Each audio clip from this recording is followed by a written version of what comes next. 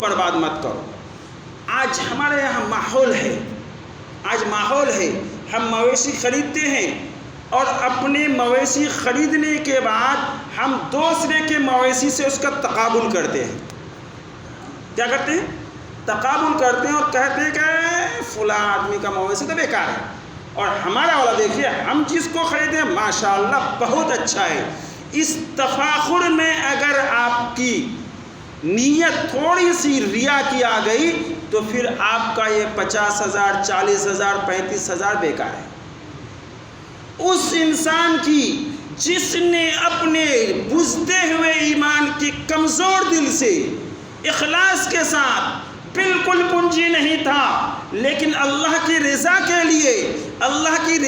لیے اگر بہت ہی محدود قیمت کا جانور خریدا اور خریدنے کے بعد بس یہ سوچ کر کے اللہ بس اس کو قبول فرما لے، وہ جانور بہتر ہے اس 50,000 کے جانور سے جو تفاخر کے لیے خریدی جاتی ہے۔ کیوں؟ ہم اگر 50,000 نہیں 50 لاکھ کے جانور بھی خریدیں اللہ کو کیا ملے گا؟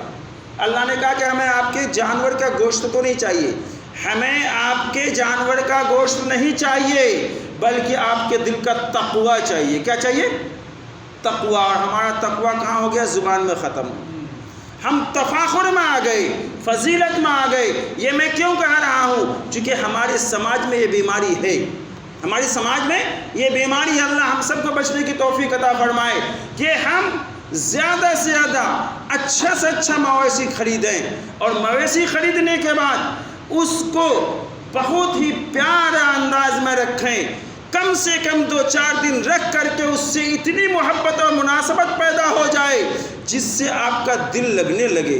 اچھا تو یہ تھا کہ اس مویشی کو آپ پورے سال اپنے پاس رکھتے، محبت ہوتی، پالتے، پوستے اور اپنی اولاد کی طرح کھلاتے پلاتے اور پھر سیدنا ابراہیم کی سنت کو زندہ کرنے کے لیے تیار ہوتے۔ لیکن اتنا بھی نہیں ہے تو کم سے کم ہم اگر چند ہی دن کے لیے خرید رہے ہیں تو اس سے مناسبت ہونا چاہیے۔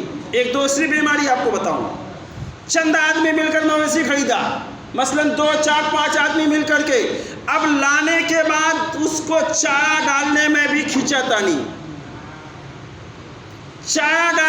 کھینچاتانی، وہ کھلائے گا، ہم کیوں کھلائیں گے؟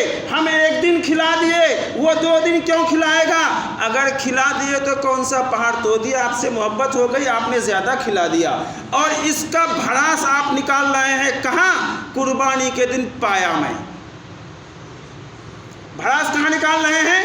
پایا میں، کہ ہم نے گھاس 2 دن نہیں 3 دن کھلایا ہے، اس لیے 2 پچھلا ٹانگ تو ہم لیں گے۔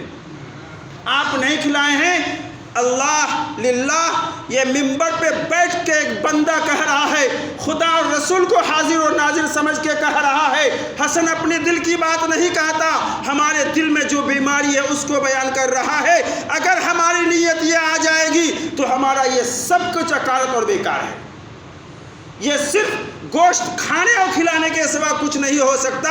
پورے سال گوشت کھاتے ہیں، پیٹ نہیں بھرتا، قربانی کے گوشت کو بھی اسی طرح کھانا چاہتے ہیں، جو ہماری نیت اس پہ آ گئی تو پھر بیکار ہو گیا۔ اللہ ہم سب کو اس مہلک مرض سے جو ہمارے سماج میں پھیلا ہے بچائے، آمین۔ دوستو، اس سے آگے چلیں، ہم محبت کے ساتھ اس قربانی کو کریں۔ یہ ہندوستان ہے،